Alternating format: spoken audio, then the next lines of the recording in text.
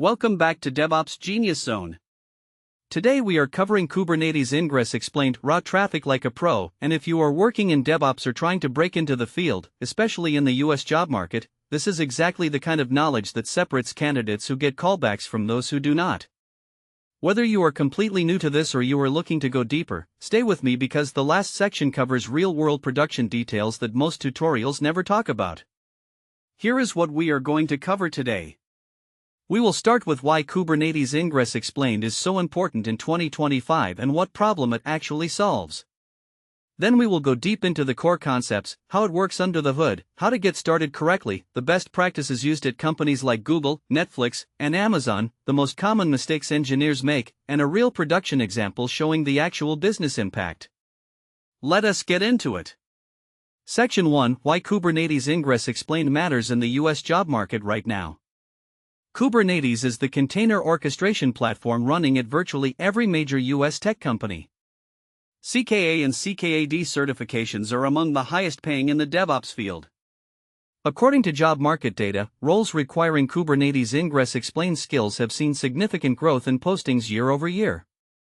Engineers with hands-on production experience with this technology consistently command salaries 15 to 25% higher than their peers.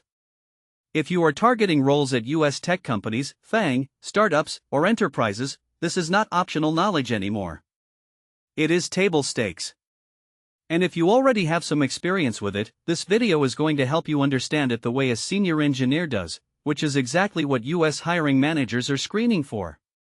Section 2: The core concept explained simply. At its heart, Kubernetes Ingress explained exists to solve a specific problem: how do you build and operate software systems that are fast, reliable, and consistent at scale? The traditional approach relied on manual work, tribal knowledge, and heroics from individual engineers. That approach breaks down as teams grow and systems become more complex. The key mental model is desired state management. Instead of telling your system what steps to take, you declare what you want the end state to look like. The tooling figures out how to get there. This declarative approach is fundamentally more scalable and more reliable than manual step-by-step processes. The other critical concept is idempotency. Running the same operation multiple times produces the same result every time. This is what makes automation trustworthy. You can run your pipeline 100 times and get a consistent, predictable outcome. This is what enables the continuous delivery practices that US tech companies depend on. Section 3: How it works under the hood. Understanding the internals of Kubernetes Ingress explained is what separates engineers who can follow a tutorial from engineers who can diagnose issues, make architectural decisions, and lead technical discussions with confidence. When you interact with Kubernetes Ingress explained, there is a control layer that receives your instructions, validates them, computes the difference between the current state and your desired state, and then executes the operations needed to close that gap. This reconciliation loop runs continuously. If the system drifts from the desired state due to a failure, a manual change, or an unexpected event, it automatically corrects itself. The data flow is: you define the desired state, the controller reads the current state, calculates the delta, applies the necessary changes, and reports back. This feedback loop is what makes the system self-healing and observable. When something goes wrong in production, this mental model tells you exactly where to look to diagnose the issue quickly. Section 4: Getting started the right way. The most common mistake engineers make when learning Kubernetes Ingress explained is jumping straight into configuration without understanding prerequisites and requirements. Here is the correct sequence that senior engineers follow. First, understand the problem before touching any tooling. What exactly are you trying to solve? What does success look like? What are your constraints around security, cost, and performance? 5 minutes of requirements thinking prevents 5 hours of rework. Second, start with the simplest working setup. Get something running end to end before adding any complexity. Every layer of complexity you add before having a working baseline makes debugging dramatically harder. Third, version control every single thing from day one. Every configuration file, script, and infrastructure definition goes into Git with meaningful commit messages. This creates history, enables code review, and makes rollbacks trivial. Fourth, build observability in from the start. Metrics, logs, and health checks should be implemented before features, not after. You cannot operate what you cannot observe. Fifth, always test in a lower environment before production. A staging environment that mirrors production is not a luxury, it is basic engineering discipline. A 5-minute test prevents a 5-hour production incident. Section 5, Best Practices from Engineers at Top U.S. Companies.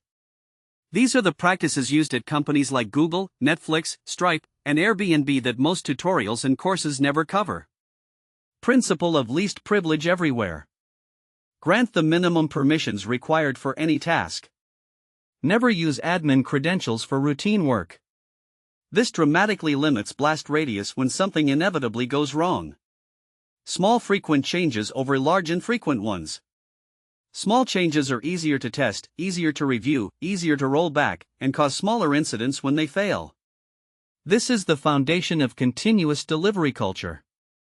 Automate ruthlessly but intentionally. If you do something manually more than twice, write a script. If you run that script manually more than twice, put it in your pipeline. But always understand what the automation is doing before you trust it with production. Document the why, not just the what. Your configuration files show what you are doing. Your documentation and runbooks need to explain why you made specific choices. That context becomes invisible to anyone reading the code in 6 months. Monitor your automation as carefully as your applications. CI/CD pipelines, deployment systems, and infrastructure automation all need alerting. Silent failures in automation are particularly dangerous because no one notices until something breaks in production. Section 6, Common mistakes and how to avoid them. Mistake 1, skipping the planning phase. The urge to start building immediately leads to rework, technical debt, and architectural decisions that are painful to reverse. Mistake 2, treating security as an afterthought. In the U.S., regulatory requirements, compliance audits, and the cost of breaches make security-first thinking essential from day one. Mistake 3, not handling failures gracefully. Every automated step needs error handling. What happens when the network is down?